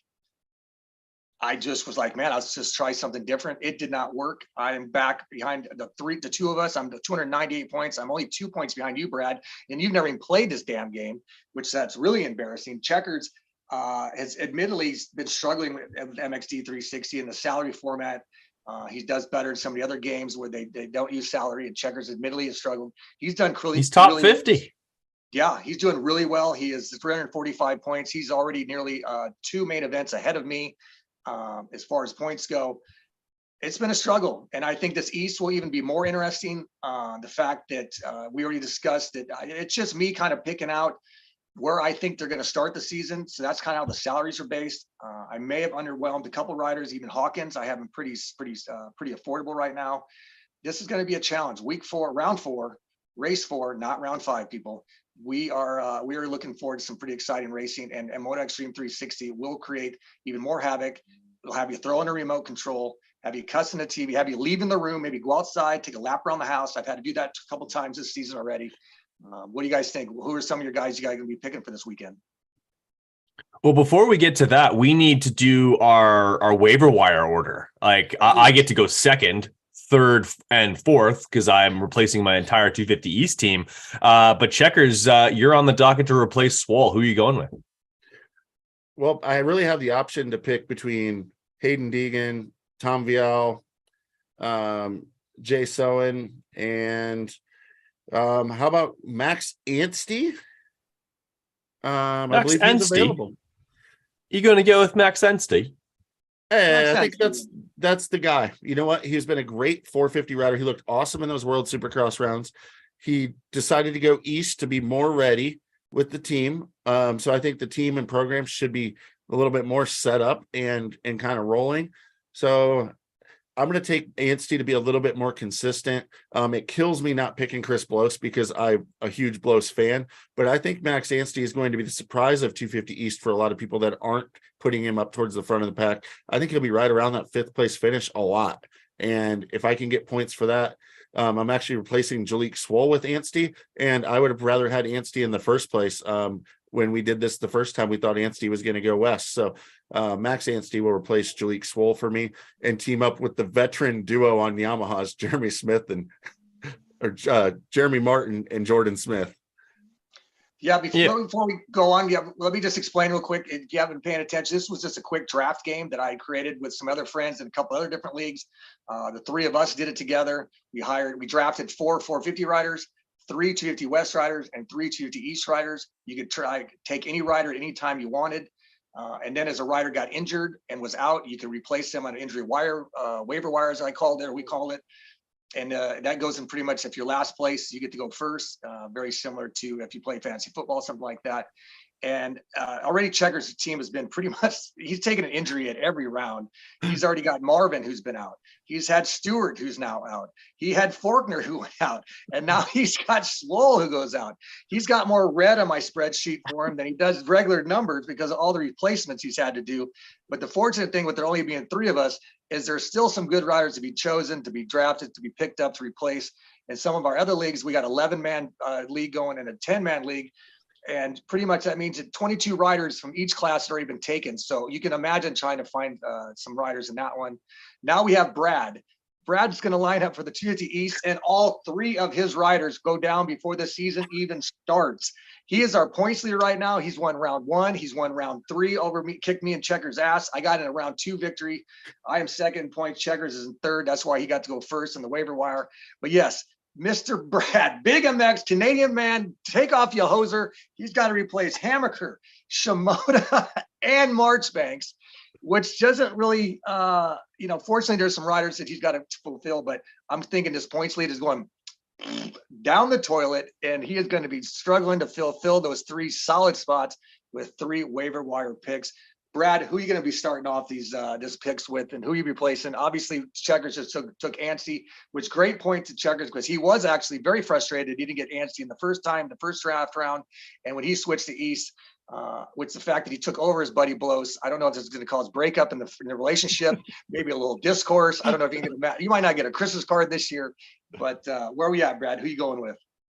I'm going to go with the elder statesman on the Pro Circuit Kawasaki. Obviously, I already had 2 Pro Circuit Kawasaki, so I might as well triple down and get a third one. So give me Chris Bloss, give me Chance Hymas, and give me Danger Boy Deegan. I know Hymas isn't racing all of them, so actually maybe not. Let's not go that way. Let's go Blos, Vial, and Deegan. Those guys, I'm going to be probably replacing Vial when he hits the deck at some point.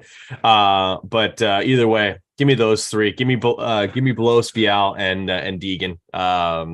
I'm disappointed in myself, and I'm gonna more than likely relinquish my points lead. But it was good while it lasted here in round 5.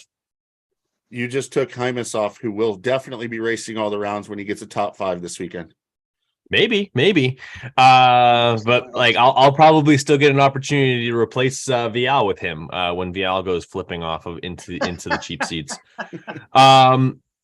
Let's flip things over to the our MX Moto X Dream 360.com. MXD360.com is where you need to go and sign up. You can still sign up for the Storm Lake Honda the league and get yourself in to win I believe it's a CRF 110 as well as a set of Jeremy McGrath's gear. Is that correct, Denny? Absolutely. Autographed. All you do is get signed up. You have put your name in the entry list. It's basically like a raffle. Keep everybody interested. You don't have to be a fantasy Supercross wizard. You have a chance to win McGrath's autographed gear from the man, the king himself, the legendary, the friend of mine. Very awesome that he's willing and generous with his gear. And we will be giving away a set at the end in a raffle drawing at the very end of Salt Lake City. Just get signed up and your name will be in the list. All right, so I'll give you guys my winning team, and you guys can tell me why I'm dead wrong. I'm going to go with Hawkins because Denny faded him big time on the $250,000 price tag. I actually have him placing ahead of Preston Kilroy, who I also took for a bargain price of $285,000. Give me Hayden Deegan. He's a little bit expensive, but I think he's going to outperform what Denny thinks he's going to do. Plus, he's in red, so if he's in the top 10, I get double points. And then give me Lawrence because I saved some money on those other guys. 450 class, give me Shane McElrath. He gets better every single weekend, even though he seems to love to be in those LCQs. Extra track time, why not? Justin Hill seems to be riding himself into shape. Plus his talent is undeniable. He's just floating around that 12-13 spot. Justin Cooper, welcome to Big MX Radio's MXD 360 team. And because I saved so much money on those other bargain picks, I was able to go with Eli Tomac at $806,000. So I got the two guys that are probably going to win this race this weekend on my team. You guys can go, and I still got $39,000 left to go, boys. Go ahead, I'm not sure if you knew, but I'm beating you guys in this game, coming off a fresh top 10 overall finish, absolutely destroying you at the last round. Started by looking at the 250 East because that's where the biggest bargains will come in, just because we don't have the data on everybody for the season yet. So there's a chance that there's guys that are very undervalued. And I found a couple guys that I believe will be in the main event for very, very cheap. One of them we talked about earlier, AJ Catanzaro, a whole $31. If he gets in the main event, I could see him getting around a 12th to 15th place finish. And for $31, that's a great bargain. Opens up the 250 class. I also currently on my team for $9 have Luke Neese. I've seen him a little bit preseason doing some arena cross stuff and whatnot, looking very fast. I expect him to be a main event guy. That one might change just because having two guys that aren't going to score a lot of points is a little bit tough, although I was able to stack the top with Hunter Lawrence and Michael Moseman. A couple other guys that I'm strongly looking at are Michael Hicks and Cody Schock. They're both fairly cheap. If Schock hasn't raced, he was injured pretty much all of last year, but he was really coming onto his own. He's been on that Honda now for a long time. He's settled into his team now, and Hicks has been an absolute hitman at the arena cross stuff. Even beating Kyle Peters, who is an absolute savage at everything he races. So there's a chance that I might slide them into the teams. I'll probably look, after practice and see where the value for those guys are.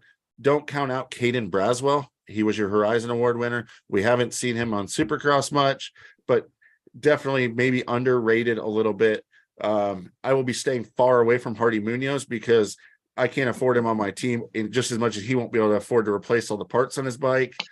So those guys are definitely the guys that I'm looking at. And I filled out my 250 team with the guys who I think will be first and second at the end of the night. with Hunter Lawrence and Michael Moseman. Obviously Thrasher is definitely in the mix as well. I think it's worth spending on those guys because I expect all them to be on the podium at the end of the night. Just because the top of the field really is depleted with all those injuries now. We've been joking about the 250 East being super deep, but I mean, there's been a huge injury hit there. And so unless no you're longer going for the guys that are going for retirement money with Jeremy Martin and Jordan Smith, you got to go with Moseman, Thrasher, or Lawrence. And I have Smith and Martin in my draft league, and I can't have them in both. So when they grenade themselves, I'm not screaming as much. Debo, who do you have for 250s? I'm trying anything right now. I'm trying different, that's a great thing or even the more difficult thing. You can't just replace one rider with another rider with MXD 360 because they're salary based. And when all of a sudden you change the salary, all of a sudden you can't now afford a different guy. So I'm currently just been struggling to fill a team. I have 6 riders right now on my team and $238,000 to fill those last 2 spots. But I'm liking going top heavy, especially in the 450. I'm trying to go with Tomac for the first time this season. I'm trying to change things up. I got Roxon because I think he's going to finish top 5. I still think he's a good value. Over on the 250 class, I got Thrasher and Anstey. I see both those guys running top 5. I like your suggestion of Caden Braswell. I also have him on my team. And, I do. I think I maybe undervalued Talon Hawkins as well. And I have him on my first draft team as well. A couple of riders I was interested, you guys, we haven't really talked about the fact that someone who did race and was good at Loretta's, has raced the futures already in the past, is Mr. Gage Linville.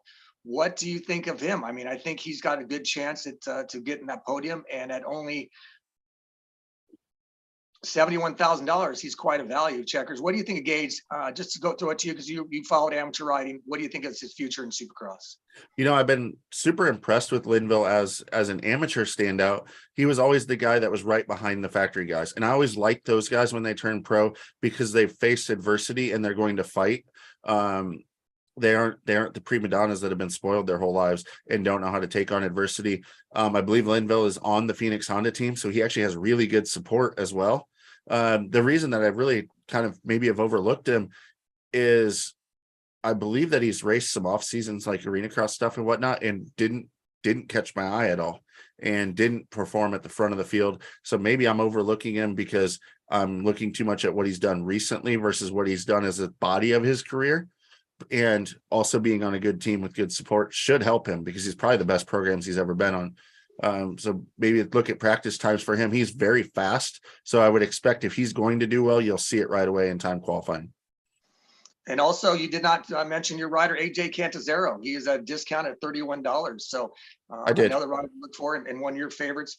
What about also, we haven't really talked about the fact that Preston Kilroy, I was not able to really see any Supercross previous results with him. He's on this on the new bike for Club. What do you think you're going to see out of Preston Kilroy? And do you think he's a good value at $285,000? Or is that a little high for this opening round?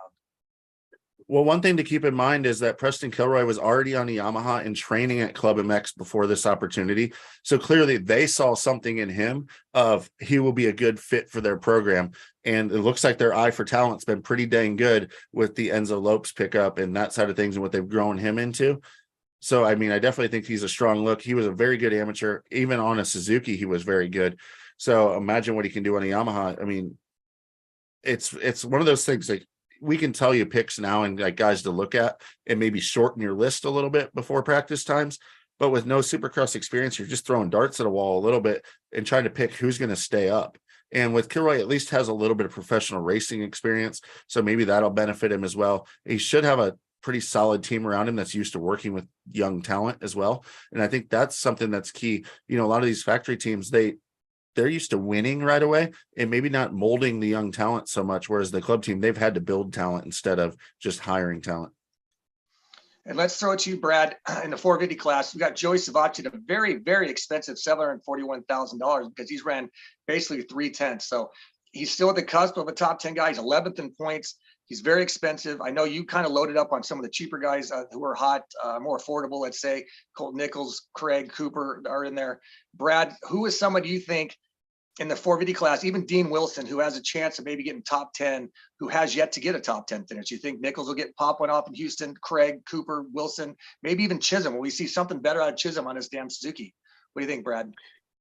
I think that Chiz is going to chiz. He's going to stay right where he's sort of been. His last position is 17th. I saw him see him like, I think his high water mark for the year is probably like a 14th, maybe a 13th at the very end of the season when things are really, really depleted. But honestly, I like Justin Hill to get like be right in close to the top 10. I think Colton Nichols is going to be a top 10 guy this weekend. One guy that is a huge bargain right now and is currently leading in the PulpMX privateer points, or like the privateer ranks, is $13 for Chase Marquier. He's right on the cusp. He's finished like just off the mark in a bunch of LCQs for $13. Like I put Chase Marquier almost in the same conversation as Alex Ray, and Alex Ray's $17,000. He's literally 17,000. He's 1,000 times more expensive than Chase Marquier. So you might have be able to sneak in and get some cheap points there, or maybe a point or two.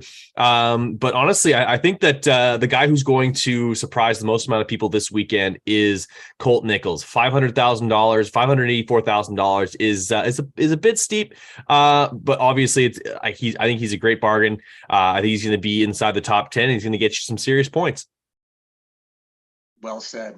Yeah. Anybody still between either one of you? Will we see Dean Wilson in the top 10 within the next 2 or 3 rounds? No. So if the races that I've been watching, there's a really big gap though, between like where Dean Wilson and Justin Hill are, comparatively to where Christian Craig is right outside the top 10. You were asking about Savatgy. I would have to stay away from that just because he's barely been inside the top 10 and he's riding 10 well, for 11th overall in points. Solid, but there's just so much risk there with that much expense for him. And if he doesn't get that 10-point bonus for being in the top 10, then you just wasted a lot of money. So then I go looking at guys like Christian Craig has been on the cusp of breaking the top 10. And I mean, it's going to happen eventually. It's a long whoop section. We all know he can rip a set of whoops, or at least used to be able to. Hopefully he remembers how and can get out of his own way. Or you have Justin Cooper, which for right now, I have Justin Cooper, who's only 411,000. I think I put Cooper, Craig, Savatgy all in front of Wilson and Hill, because Wilson and Hill have been pretty disconnected from that top 10 group. So I put those three together. Well, the cheapest one is Justin Cooper. So I'm going Justin Cooper on that. I think a huge bargain right now is Cade Clayson. Cade has been riding extremely well. He's had some falls and some bad luck that haven't put him in the mains. Whereas like a guy like Marquier that was mentioned, he started with a whole shot and was running up front in the LCQ at A2 and faded all the way back to 6th. All those guys passed him and went through him in the short race. He hasn't necessarily had the speed to do it, although his start's been good. And I'm actually really impressed with the PRMX team and bikes this year. They look really, really good. The other guy that's been riding really well is actually Alex Ray. I can't believe that he didn't absolutely blast McElrath. I even heard on an interview with the Swap Moto guys, he said he didn't hit him as hard because it was his buddy. And I don't give a shit who you are. I will T-bone my mom over a berm into the cotton candy stand at row F for a last transfer in an LCQ. That is some pussy crap from Alex Ray. And that is not acceptable in an LCQ on the last lap if you really want to be in a main event. But he has been riding actually extremely well. I'm very impressed. It's basically the A-Ray from a couple years ago that we saw that was a solid main event guy almost every weekend. So definitely looking at those two guys. John Short is also down. I don't know if he got injured in his crash last weekend, but remember, he was in those first couple of main events. Very solid rider. Once he's in the main events, he will do all the laps. So if you're going to kind of go for a bargain guy, I was able to lock in a Cooper Webb, Dylan Ferrandis, Justin Cooper, top 3 450 guys, which I feel really, really strongly about the duo of the Star Racing guys. Webb's obviously been good. We've been talking about Ferrandis all night. I mean, he's been hovering around the top 5. That's some really good points for where he's ranked at in this. And I mean, honestly, I see a lot of upside there with him. So right now, my 450s, Cooper Webb, Dylan Ferrandis, Justin Cooper, and Cade Clayson, both hot. Why do you hate Luke Neese? Is that like is like, are you still have a bone to pick with his old man? It's $9. I know Jimmy well. He's pretty fantastic. Great super motocross rider, very aggressive. We may have gotten into a few times, so maybe subconsciously, I'm just. I so think angry. so. There's some serious hard feelings going on there. Yeah, good thing Chester doesn't have a son racing. He'd be at $0. But and I'm kidding because I love Chester too. I don't think Nice had a very successful career or Supercross season last year. I know he had some decent rounds. Again, I just like putting some value in there, see if people can catch him, kind of see him. I personally do not have him on my team, but if you can get a rider that's still in double-digit salaries and within 100, underneath the $99 value, I think it's good to have those type of guys out there. Obviously, I've tried some of those guys. I tried some last week, didn't do well. We talked about you guys talked about the Checker just talked about the high risk and low reward value of Savatgy. Man, I did that 2 weeks ago. I went with Colt Nichols, who was the second highest, and Max Volan, who was the second highest. And when basically my salaries, a lot of them are made once the races start going, they're based upon their points. Hot guys, if they get the 10 point bonus, their salaries are based upon that. That's why those guys get expensive so quickly. That was something that Checkers and our buddy Nick Tesmer kind of suggested to help make these hot riders not so valuable or not so cheap, make them more valuable for what they're earning. And I got sucked into Max Volan, and we know all that Colt didn't get a top 10 and Max didn't make the main event. So I think I spent by 1.6 million, almost half of my damn salary on two riders who scored me a total of about 10 points. So risk versus reward. That's the great thing about the hot riders. Can you afford them? Do you want to try them, or do you want to stay more in that lower range? And then there's the two, 11, 12, 13, anybody under about $30 who are also pretty exciting. But are you willing to risk them to get a 1 point or maybe no points? I don't know. We'll see. As of right now, I got Thrasher, Anstey, Talon Hawkins, Braswell on my 250 class, two hot riders, two guys who I think can run top 5. Tomac and Roxon, who I think can run top 5 in the 50 class. I got Cade Clayson, who Checkers mentioned. I've had him at round 2, when he didn't make the main event, I think he's still capable of doing really well. And I have $203,000 to decide on a 450 rider. I have no idea. I'm just going to sit out here and sit and spin and see if I can figure it out. Fair enough. I actually, while you guys were talking, sort of like completely reworked. And I'm going to throw this one strategy out for this one weekend. It's probably going to blow up in my face. I'm going with the two most expensive 250 guys, the two most expensive 450 guys, and then I'm going like super bargain. I'm going Jumpin' Jack Chambers in the 250 class, Devin Simonson, also both under $35,000 a piece. And then in the 450 class, I have Eli Tomac, Chase Sexton, Shane McElrath, and Benny Bloss. And that only leaves me with $6,000 left over. I think I'm going to win. Yeah, and I've done that in the past. I've compared points. So if you take the top two guys who win in each class and the top two guys who get second in each class, that's 52 points for each win, or total for the winners, and 46 points for the guys behind them. So that's basically what is that? 98 points. That doesn't get you 100 points yet. So that's a risky and gnarly theory. I've tried it before. Sometimes it works if you can get a guy who can get a sneak in there and get a main event, get those 5, 10, 7, 11 points. But I look forward to you trying that. I'm looking forward to moving into second this week. All right, boys. This was a lot of fun. Damn near 2 hours of quality entertainment. Appreciate you guys making the time to come on this show. Final words from Chris Riesenberg, the voice of reason. I can't wait to watch Chris Bloss absolutely crush it this weekend. Trying to get back on his good side there, huh? Kissing a little ass. I'm looking forward to the debut of all the rookies. I've been there. I know how it feels. I know the excitement, sometimes the overwhelmingness. It's going to be awesome. And I can't wait to experience it, watch it, and text with you guys online. Thank you guys for tuning in. Bring on energy, Houston. And if you're Logan Carnell, don't forget that shake weight. Love it, boys. Thank you so much for watching, everybody on YouTube. Thanks to you guys. And we will be back next week at our regular time slot, Thursdays at 8 o'clock. Tune in next time. And as always, thanks for watching.